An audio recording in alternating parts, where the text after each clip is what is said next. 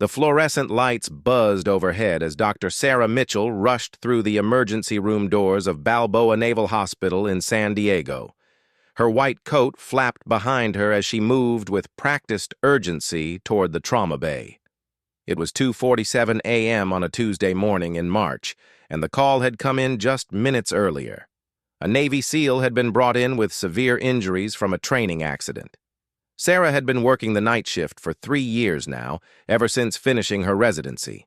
At 28, she was one of the youngest emergency room doctors at the Naval Hospital, but her skills had earned her the respect of every medic and paramedic who brought patients through those doors. Tonight would test every ounce of training she possessed. The ambulance doors burst open, and the paramedics rushed in with a patient on a stretcher. Sarah's trained eyes immediately assessed the situation. The man was unconscious, his face pale beneath streaks of mud and blood. His tactical gear had been cut away, revealing multiple wounds across his chest and abdomen. But what caught her attention most was the irregular rise and fall of his chest. "What do we have?" Sarah asked, falling into step beside the stretcher as they rushed toward Trauma Bay 2. "Commander Jake Harrison, 24 years old, Navy SEAL," the lead paramedic reported breathlessly. "Training accident during a night exercise. Explosive device malfunctioned. Multiple shrapnel wounds. Suspected internal bleeding and possible pneumothorax. Lost consciousness at the scene. Vitals have been dropping for the past 10 minutes. Sarah's hands were already moving, checking his pulse, examining his pupils with a small flashlight. His pulse was weak and thready, his breathing shallow. The monitor showed dangerously low blood pressure and an irregular heartbeat. This man was dying, and they had very little time. "Get me 2 units of O-negative blood, stat," Sarah ordered as they transferred him to the trauma table. "And call surgery. We're going to need an OR ready in the next 5 minutes." The trauma team moved like a well-oiled machine around her. Nurses cut away the remaining pieces of his uniform while Sarah examined the wounds. 3 pieces of shrapnel had penetrated his chest, one dangerously close to his heart. Another had torn through his abdomen, likely damaging internal organs. But the most immediate threat was the collapsed lung that was making it impossible for him to breathe properly. "He's crashing!" announced one of the nurses watching the monitors as his blood pressure dropped even lower. Sarah's hands moved quickly, inserting a chest tube to reinflate his collapsed lung. The procedure was delicate and dangerous, especially with a patient in such critical condition. One wrong move could cause more damage than it prevented. But as she worked, she found herself thinking about this man's life beyond the trauma bay. Someone had trained him to be a warrior, to protect others. He had probably saved lives in combat, had teammates who depended on him. Now he was the one who needed saving, and that responsibility fell on her shoulders. She couldn't let him die, not tonight. The chest tube went in smoothly, and immediately his breathing improved. Color began to return to his face, but he was still losing blood from the internal injuries. Sarah knew she had bought them time, but not much. "Surgery is ready," called out Dr. Peterson, the chief of surgery, as he rushed into the trauma bay. "What's his status?" "Stabilized for now, but he has significant internal bleeding," Sarah reported quickly. "The chest tube helped with the pneumothorax, but we need to get him to surgery immediately to repair the abdominal damage." As they prepared to move Commander Harrison to the operating room, something unexpected happened. His eyes fluttered open, and he tried to speak. Sarah leaned closer to hear his whispered words. "My team," he managed to say, his voice barely audible. "Are they okay?" Even in his critical condition, his first thought was for his fellow SEALs.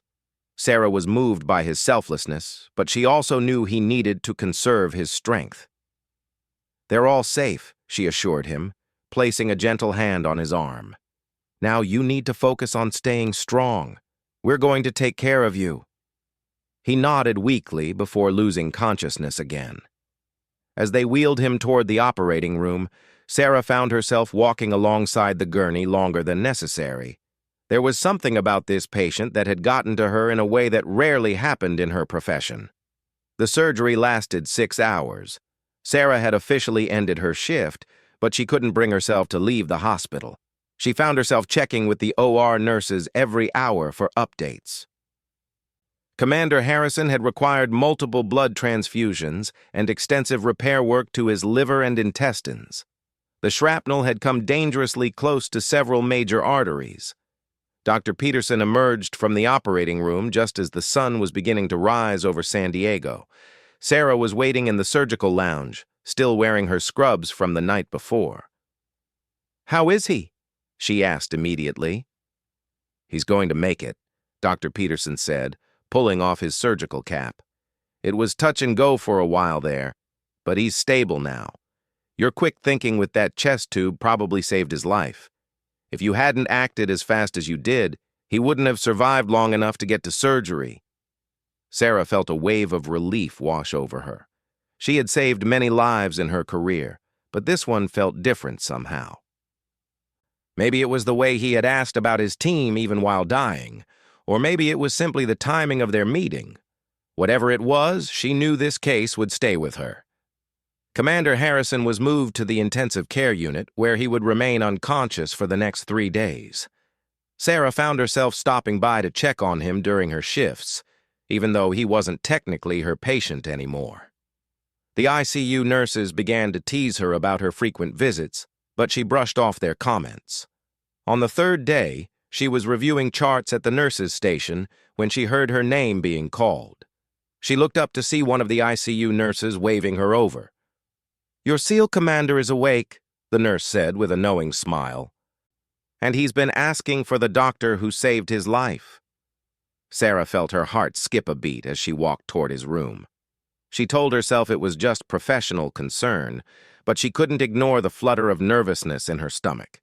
When she entered the room, she found Commander Harrison sitting up slightly in bed, looking much better despite the various tubes and monitors still attached to him.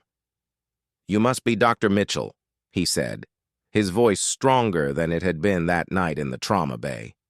"I've been told I owe you my life." "You don't owe me anything," Sarah replied, approaching his bed to check his chart. "I was just doing my job." "The nurses tell me you've been checking on me every day," he said, watching her carefully. "That seems like more than just doing your job." Sarah felt her cheeks warm slightly. She prided herself on maintaining professional distance with her patients, but somehow this man had gotten under her defenses. "I like to follow up on my difficult cases," she said, trying to sound clinical. "How are you feeling?" "Like I got hit by a truck," Jake admitted with a weak smile. "But alive, thanks to you.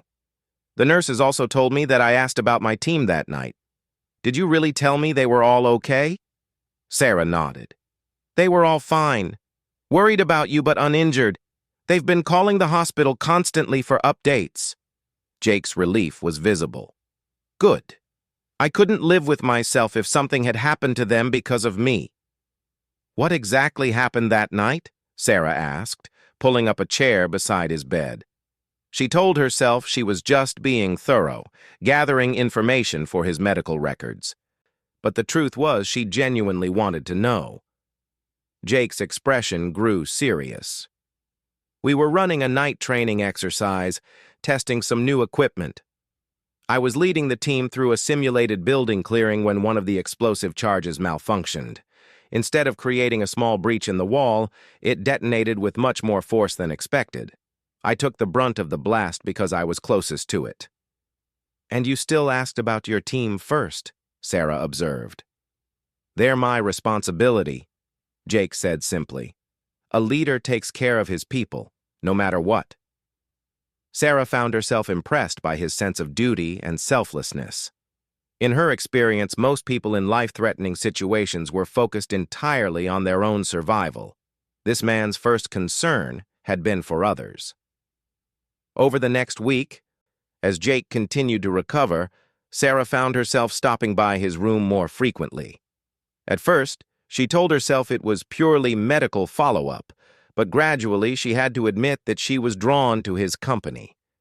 He was intelligent and articulate with a dry sense of humor that made her laugh despite the serious nature of his injuries. Jake, for his part, seemed to look forward to her visits. He would save up stories from his day to tell her, and he always seemed more alert and engaged when she was around. The other medical staff began to notice their growing connection. "You know he's not going anywhere for at least another 2 weeks," Dr. Peterson mentioned to Sarah one day as she was heading to Jake's room again. "Might as well just admit you like him." Sarah tried to protest, but Dr. Peterson just smiled knowingly. "I've been practicing medicine for 30 years, Sarah.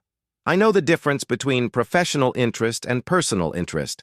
There's nothing wrong with caring about your patients, but be careful not to let it compromise your judgment." That evening, Sarah sat in Jake's room as he told her about his childhood in Montana, where he had grown up on a ranch.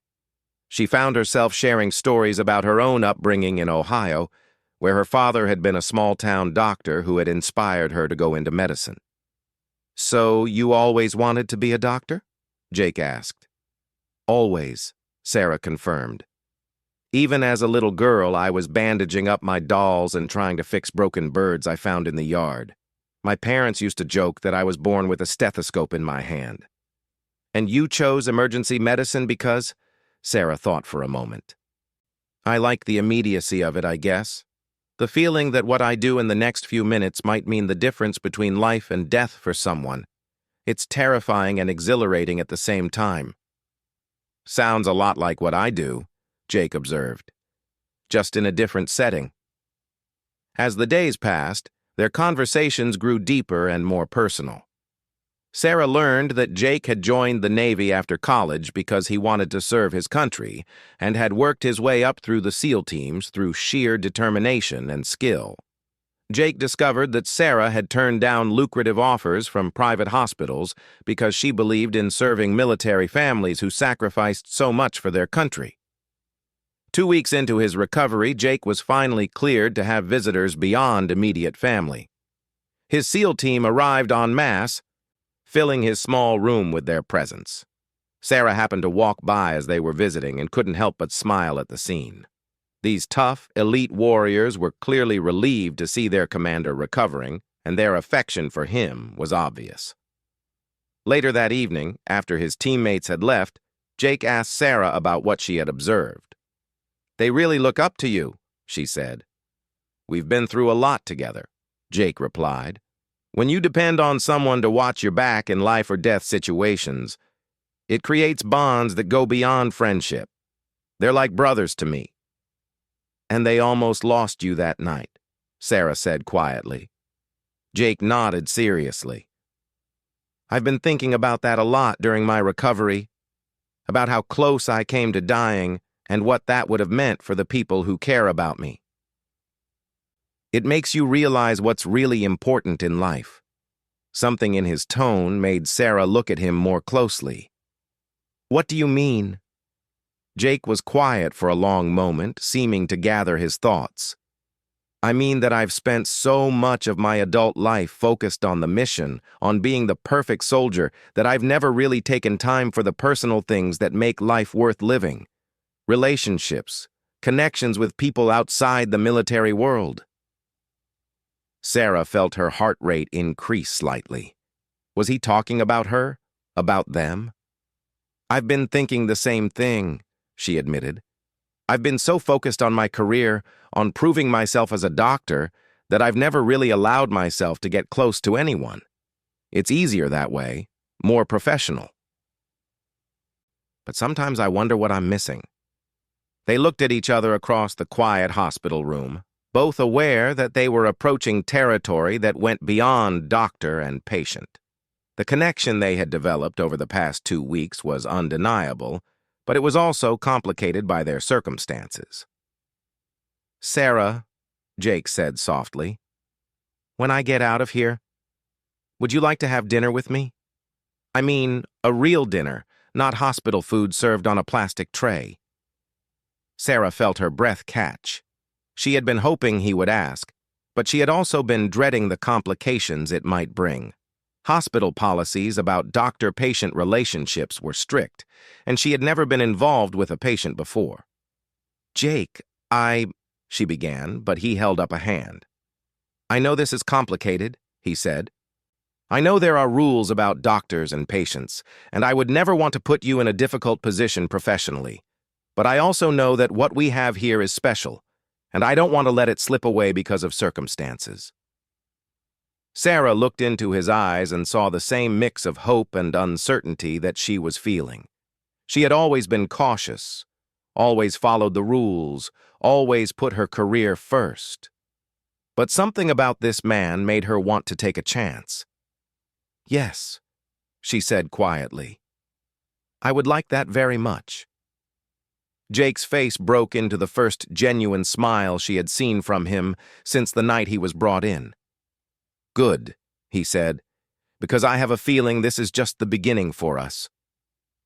Neither of them could have predicted just how right he would turn out to be, or the journey that would eventually lead them to a wedding altar years later, where Jake would publicly acknowledge that Sarah had not only saved his life that night in the emergency room, but had given him a reason to truly live.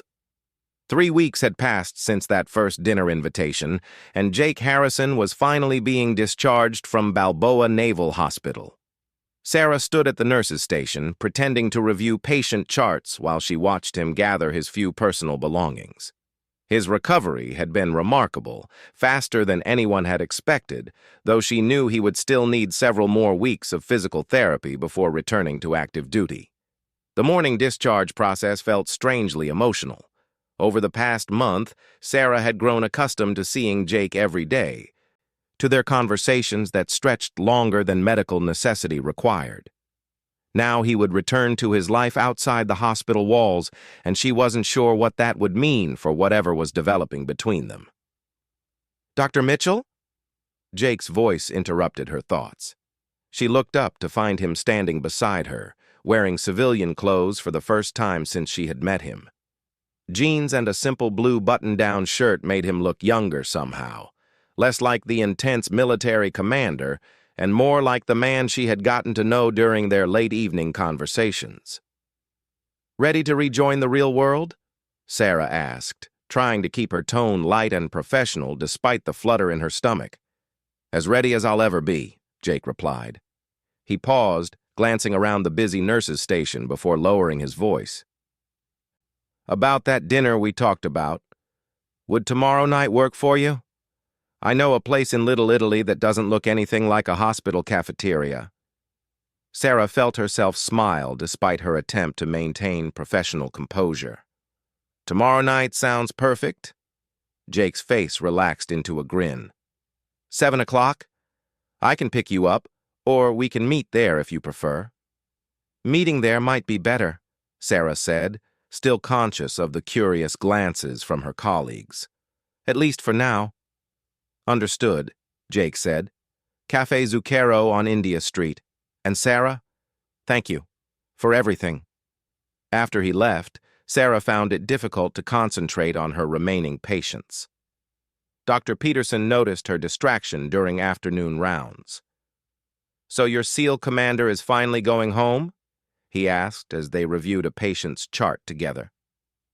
Sarah nodded, trying to appear casual. "His recovery exceeded all expectations. He should be back to full duty within 6 weeks." "Good to hear," Dr. Peterson said, then glanced at her sideways. "And I suppose you two will be keeping in touch? For medical follow-up purposes, of course?" Sarah felt her cheeks warm. "Of course," Dr. Peterson chuckled. "Sarah, you're a brilliant doctor, but you're a terrible liar. Just be careful, okay? Military relationships can be complicated, especially when one person is a doctor and the other is used to living dangerously." That evening, Sarah stood in front of her closet for nearly an hour, trying to decide what to wear to dinner with Jake. She had dated before, but somehow this felt different, more significant. She finally settled on a simple black dress and low heels, professional enough to maintain her dignity if she ran into colleagues, but pretty enough to show Jake that she saw this as more than a medical follow-up. Cafe Zucchero was a small Italian restaurant tucked between a bookstore and an art gallery in San Diego's Little Italy neighborhood. Sarah arrived exactly at 7 and found Jake already waiting at a corner table. He stood when he saw her, and she noticed that he moved with only a slight stiffness, a remarkable improvement from just a few days earlier. "You look beautiful," he said simply as he helped her with her chair. "You clean up pretty well yourself," Sarah replied, noticing how the soft lighting of the restaurant highlighted the strong lines of his face. Without the hospital equipment and sterile environment, she could see him clearly for the first time, really see him as a man rather than a patient. The conversation flowed easily as it had during their hospital talks, but with a new dimension now that they were free from the constraints of their medical relationship. Jake told her about his apartment in Coronado, near the SEAL base, and his plans for the rehabilitation period ahead. Sarah shared stories about her life outside the hospital, her small house in Mission Hills, and her attempts to maintain a garden despite her demanding schedule. "I have to admit," Jake said over dessert, "I was nervous about tonight. Our conversations in the hospital were great, but I wondered if things would be different out here in the real world." "And?" Sarah prompted. "And they are different," Jake said, his eyes meeting hers across the table. "They're better, more real somehow." Sarah felt warmth spread through her chest. "I was nervous too. I've never been involved with a former patient before. I wasn't sure if I was crossing some kind of line." "Are you?" Jake asked. "Crossing a line?" Sarah considered the question seriously. "Medically and legally? No. You're no longer my patient, and there were no ethics violations in our interactions. Personally? Maybe. But some lines are worth crossing." Over the following weeks, Sarah and Jake settled into a routine of regular dinner dates and weekend outings. Jake introduced her to rock climbing at Mission Trails Regional Park, laughing patiently as she struggled with her fear of heights. Sarah took him to the San Diego Symphony, surprised to discover that the tough SEAL commander had a deep appreciation for classical music. "My mother was a piano teacher," Jake explained as they walked to their seats for a performance of Beethoven's Ninth Symphony. "She made sure I understood that physical strength was only one kind of power. Music, art, literature, these things feed the soul in ways that combat training never could." Sarah learned that Jake was far more complex than his military background might suggest. He spoke French and Spanish fluently, had a degree in international relations, and spent his free time reading history and philosophy. She discovered that he volunteered at a local veterans center, helping former military personnel adjust to civilian life. "A lot of guys struggle with the transition," Jake explained as they drove to the center one Saturday morning. "The military gives you structure, purpose, brotherhood. When you leave that behind, it can feel like losing your identity. I try to help them find new missions, new ways to serve." Sarah accompanied Jake to the Veterans Center that day, initially just to see this side of his life, but ending up spending several hours talking with former servicemen and women about their experiences. She was moved by their stories and impressed by Jake's ability to connect with each person individually, offering practical advice and emotional support with equal ease. "You're good at this," Sarah told him as they drove home. "Have you ever thought about making it more than volunteer work?" Jake was quiet for a moment. "Actually, I have. When my time with the SEALs is up, I've been thinking about going back to school, maybe getting a master's in counseling or social work. I'd like to expand what I'm doing at the center. Maybe start a program specifically for special operations veterans." "That sounds like a wonderful plan," Sarah said, then hesitated before adding, "When will your time be up?" "I have about 3 years left on my current commitment," Jake replied. "But that could change depending on various factors. Deployments, missions, family situations." The mention of family made Sarah's heart skip slightly. They had been seeing each other for almost 2 months, but they hadn't really discussed the future or where their relationship might be heading. She wanted to ask about his plans, about whether she figured into his thinking about the next phase of his life, but she wasn't sure if it was too soon for such conversations. As if sensing her thoughts, Jake reached over and took her hand. "Sarah, I want you to know that meeting you has changed how I think about a lot of things, including my future." Before Sarah could respond, Jake's phone buzzed with an urgent message. His expression grew serious as he read it. "What is it?" Sarah asked. "I have to report to base tomorrow morning," Jake said. "There's been a development in one of our ongoing operations. I might be deployed on short notice." Sarah felt a chill run through her. She had known intellectually that Jake's job involved danger, but their comfortable routine over the past weeks had allowed her to push that reality to the back of her mind. Now she was confronted with the harsh truth that dating a SEAL meant living with constant uncertainty. That night they sat on Jake's apartment balcony overlooking Coronado Beach, watching the waves crash in the moonlight. The conversation was quieter than usual, both of them aware that their peaceful interlude might be coming to an end. "How do you do it?" Sarah asked. "Live with the constant possibility of danger?" Jake was silent for a long time before answering. "You focus on the mission, on your training, on your team. You don't think too much about what might go wrong, because that kind of thinking can get you killed. You live in the moment and trust in your preparation." "And now?"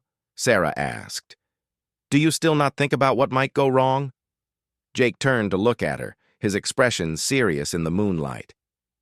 "Now I have something to come back to. Someone to come back to. That changes everything." The next morning, Jake reported to base and learned that his team would be deploying to an undisclosed location within 72 hours. The mission was classified, with an estimated duration of 6 to 8 weeks. Sarah tried to hide her anxiety, but Jake could see through her attempted composure. "I'll be careful," he promised as they said goodbye at his apartment. "And I'll contact you as soon as I can once we're back." "Just come back," Sarah said, surprising herself with the intensity in her voice. "Whatever happens out there, just come back." Jake cupped her face in his hands and kissed her deeply.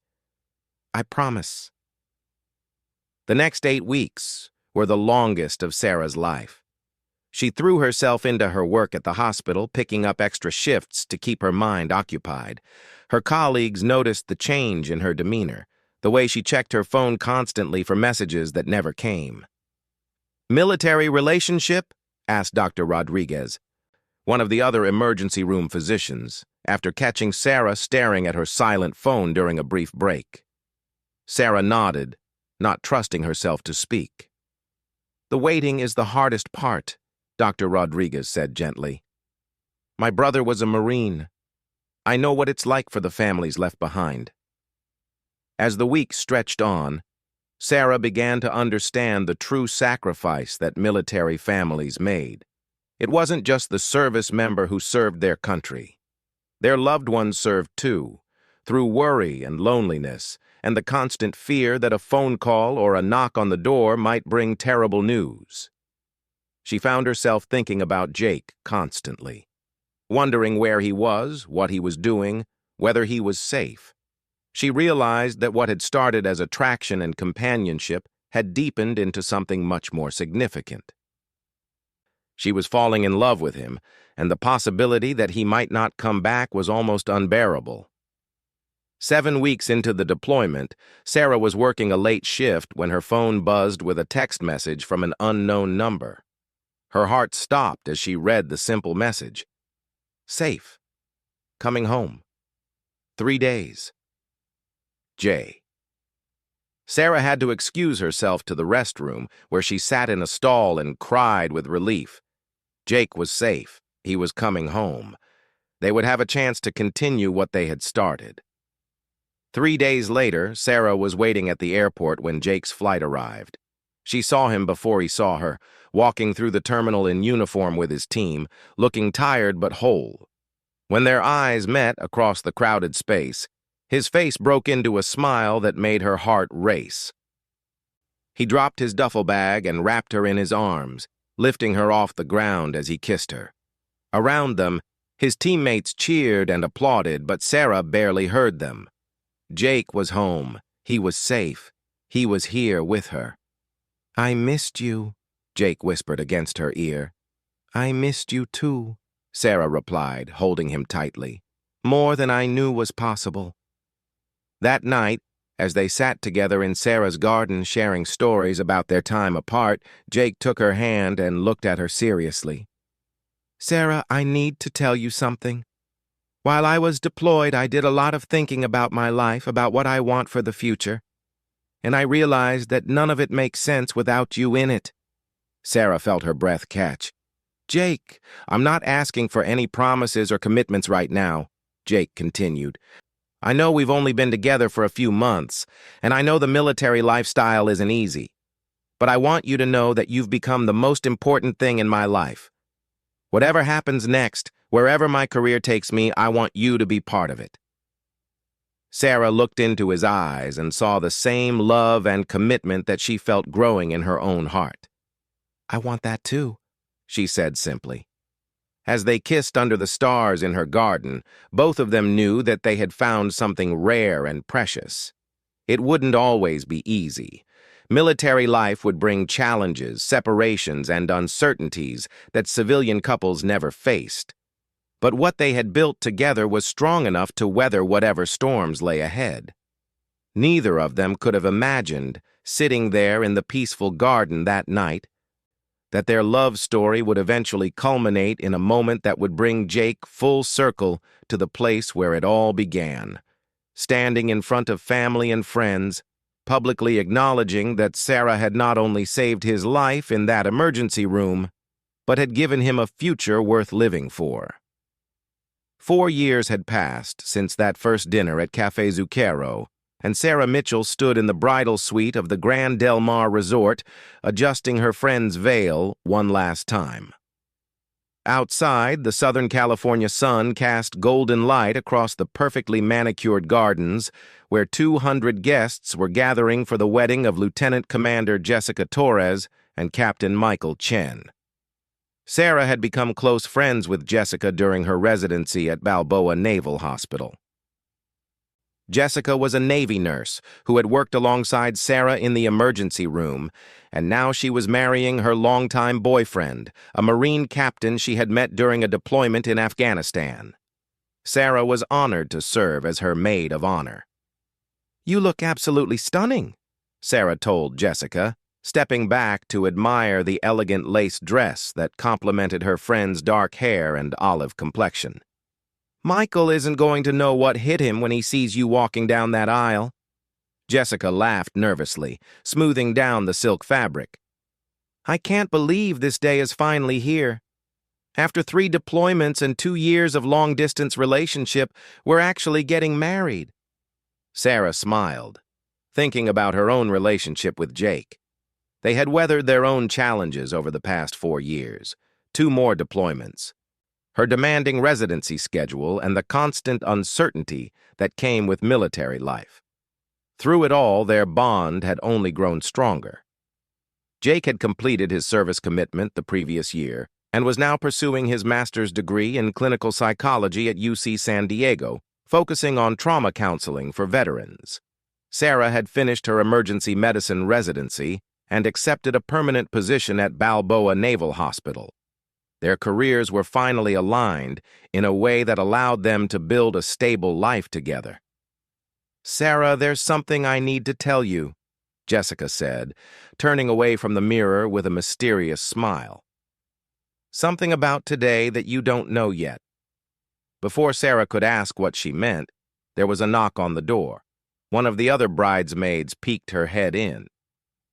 "Ladies, they're ready for you. The ceremony is about to begin." As they made their way to the ceremony site, Sarah caught sight of Jake among the guests, wearing his dress blue uniform. Even after 4 years together, the sight of him in uniform still took her breath away. He had been awarded several commendations during his final years of service, including a Bronze Star for his actions during his last deployment. But what Sarah admired most about him was the man he had become outside of his military career. Compassionate, dedicated to helping other veterans, and completely devoted to their relationship. The wedding ceremony was beautiful. Sarah stood beside Jessica as she and Michael exchanged vows they had written themselves, speaking about love that survived deployments, about supporting each other's dreams, and about building a future together despite the uncertainties of military life. As Sarah watched her friend's radiant face, she found herself thinking about her own future with Jake. They had talked about marriage, of course.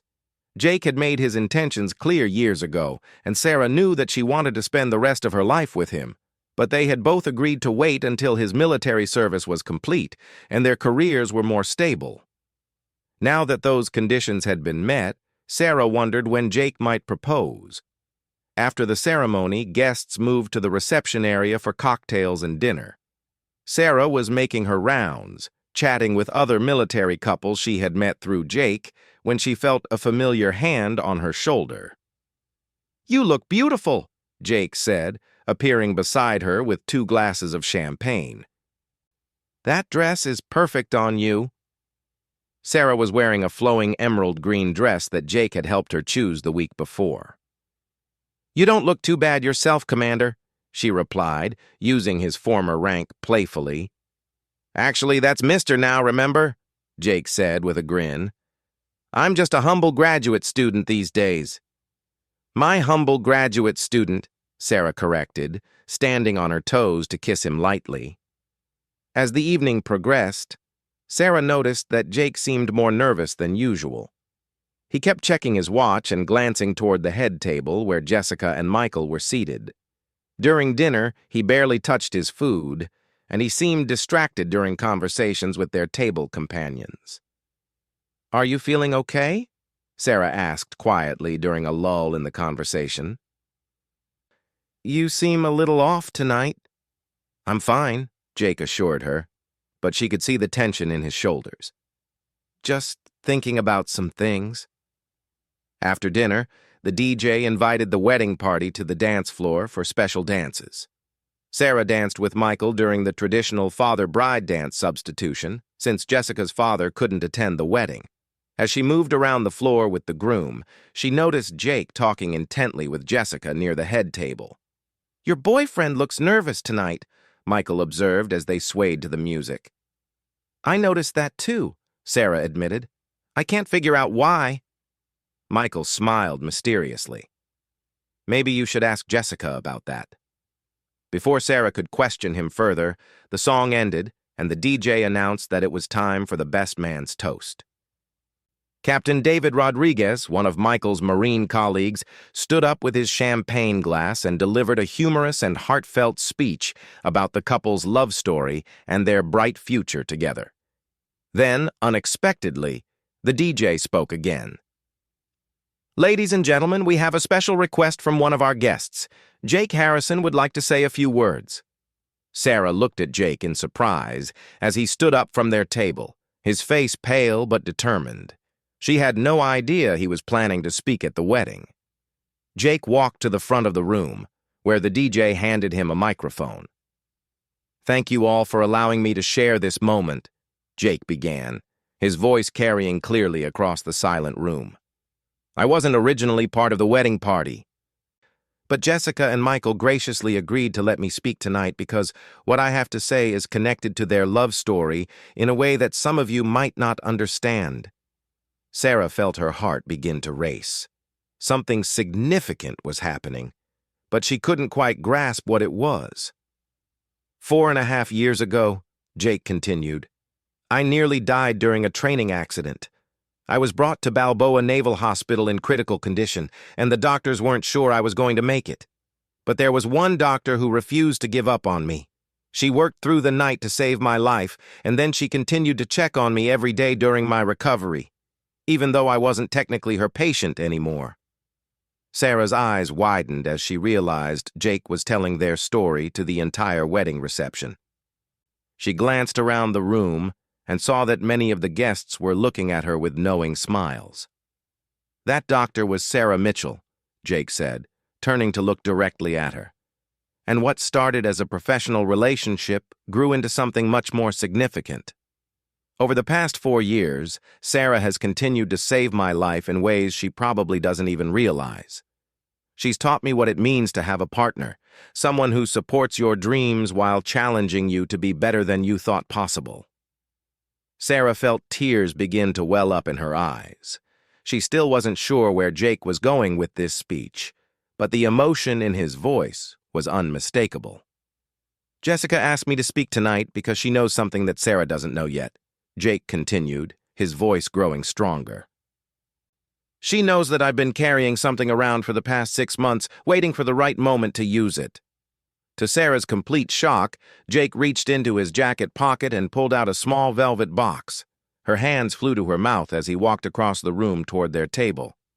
"Sarah," Jake said, stopping in front of her chair and dropping to one knee as the entire room erupted in gasps and applause.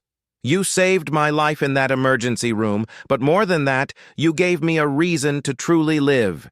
You've stood by me through deployments and uncertainty. You've supported my dreams of helping other veterans, and you've shown me what real love looks like." Sarah was crying openly now, unable to believe what was happening. Jessica was beaming from the head table, clearly having been in on the plan all along. "I know this isn't traditional," Jake said, opening the box to reveal a stunning solitaire diamond ring. "Most people don't get engaged at someone else's wedding, but Jessica and Michael insisted that their wedding would be the perfect place for this, because they know that our love story began in that hospital, and they want their celebration to include the next chapter of our story." Sarah looked over at Jessica, who was wiping away tears of her own and nodding encouragingly.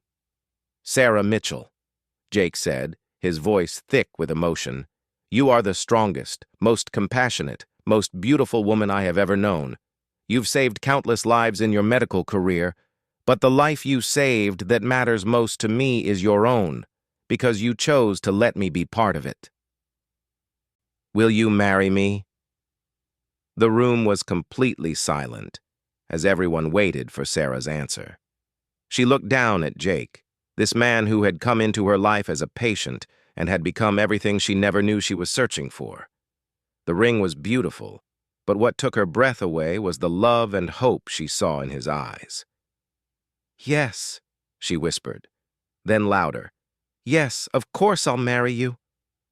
The room erupted in cheers and applause as Jake slipped the ring onto her finger and stood up to kiss her. Sarah threw her arms around his neck, laughing and crying at the same time. "I can't believe you planned this," she said against his ear as he held her tightly. "I've been planning it for months," Jake admitted. "I wanted it to be perfect, and when Jessica suggested incorporating it into their wedding, I knew it was exactly right." This is where our story began, surrounded by the military community that brought us together. As their friends and fellow guests continued to cheer and offer congratulations, Sarah looked at the ring on her finger and then back at Jake's face. The scared, injured man she had treated in the emergency room was gone, replaced by someone confident and whole, someone who had found his purpose both in helping other veterans and in loving her. "You know," Sarah said, wiping tears from her cheeks, "when I chose emergency medicine, I thought the most rewarding part would be the lives I saved in the trauma bay. I never imagined that the most important life I would save would end up saving mine right back." Jake cupped her face in his hands, his thumb brushing away her tears. "You didn't just save my life that night, Sarah.